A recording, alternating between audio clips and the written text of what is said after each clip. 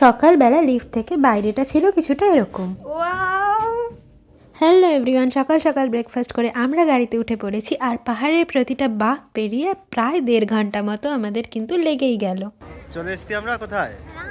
লামাহাটা। এবার যাবো আমরা ভিতরে, চলো। সামনেই ছিল টিকিট কাউন্টার, আর এখানে প্লাস্টিক বটল ক্যারি করা নট অ্যালাউড। তারপর ভিতরে ঢুকে আই লাভ লামাহাটা দেখে শফিক আমাকে বলছিল তুই বস, আমি ফটো তুলে দিচ্ছি, কিন্তু ওখানে এত ভিড় ছিল। তো আমি বললাম আগে আমরা এক্সপ্লোর করে নিই, দেন টাইম পেলে ফটো তোলা যাবে। আর ওয়েদারটা এত সুন্দর ছিল, আকাশটা দেখে পুরো শরতের আকাশ মনে হচ্ছিল। আর শফিক আমাকে বলছিল ওই যে দেখ অত উপরে, তুই কি ওখানে উঠতে পারবি? আর তারপরে দেখো এভাবেই ধরে ধরেও আমাকে নিয়ে যাচ্ছিল। He is always been my support system. আর বেশ অনেকটা উপরে ওঠার পরেও ট্রাইপড সেট আপ করছিল আমাদের ফটো তোলার জন্য।